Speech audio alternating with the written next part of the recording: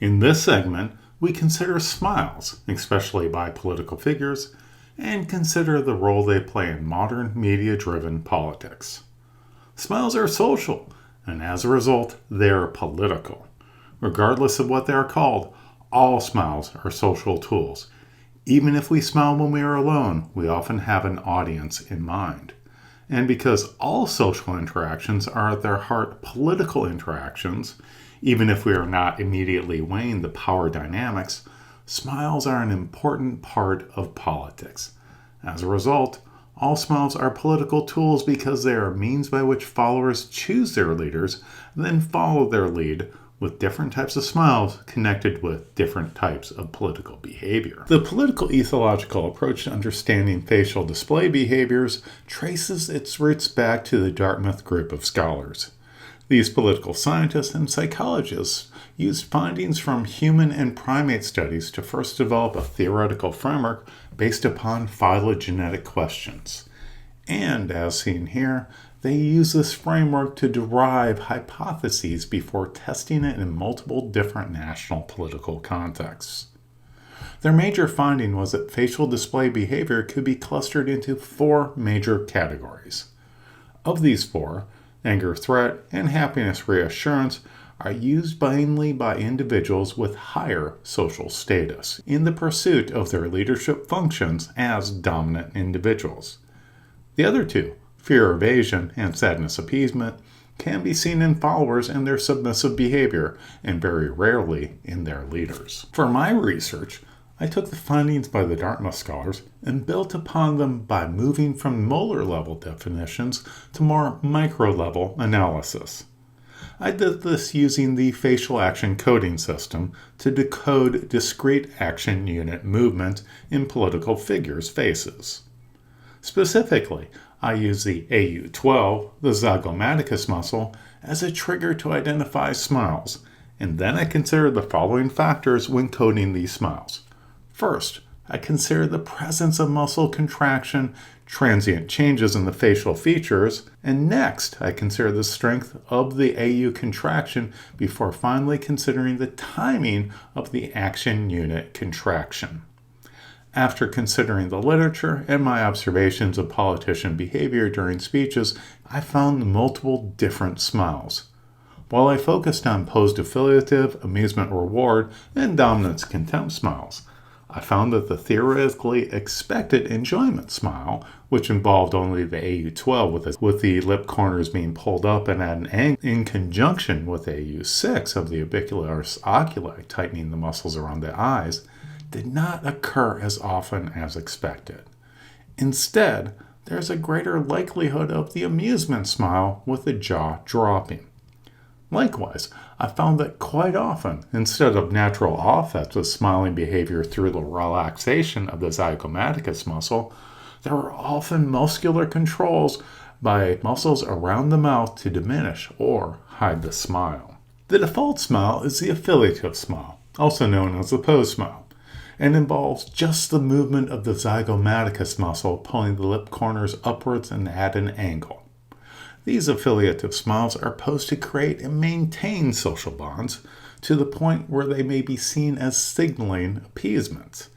These smiles are social lubricants as they help us in our interactions with peers and assist us as we develop friendships, thus broadening and building our social networks. The next type of smile, which may be referred to as an amusement or reward smile, involves more than just the AU12. It may also involve movements of the upper face with the brow raiser, the frontalis muscle that is noted as AUs 1 and 2 in the facial action coding system.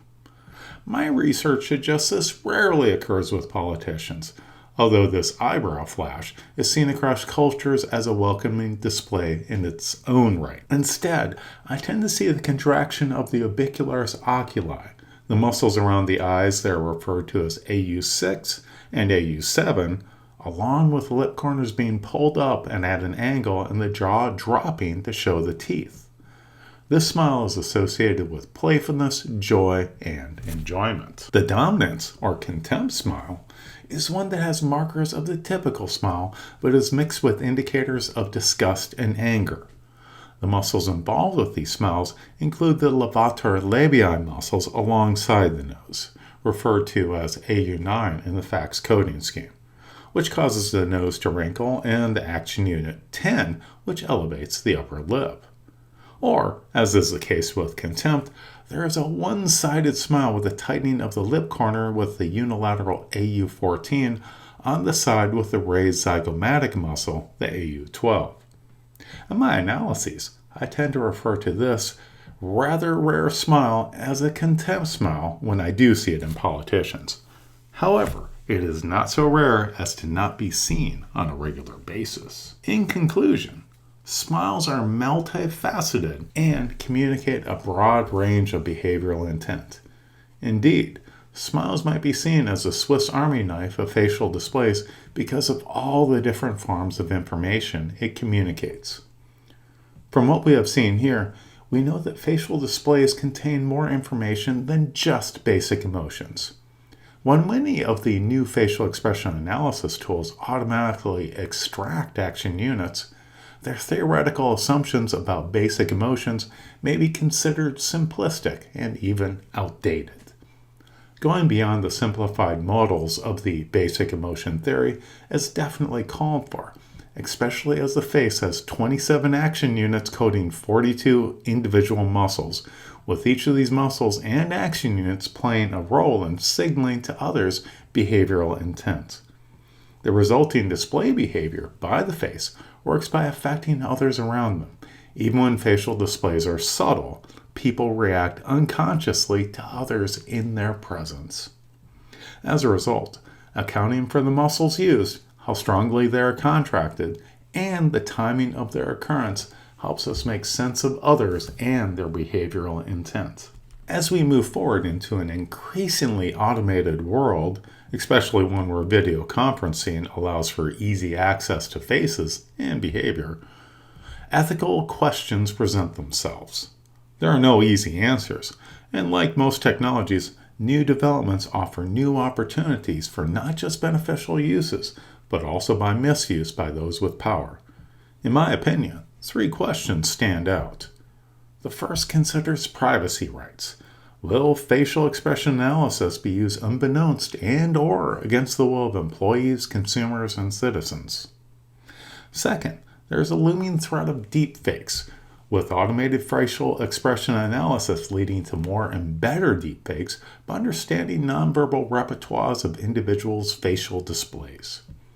A major question concerns not just interpersonal trust, but also what effect deepfakes will have on institutional trust if politicians are targeted. Finally, while the term cyborg is usually associated with science fiction, we live in a world of science fact where individuals have augmented their memory and decision-making skills through the use of the internet. A major distributional equity question is whether there will be socioeconomic class divide with those having access to automated facial expression analysis technology, and thus benefiting at the expense of those who cannot afford the technology. Here are some references you can follow through. I use these to help derive the information for this presentation, and certainly you can follow up with me if you want any other insights and access to different articles.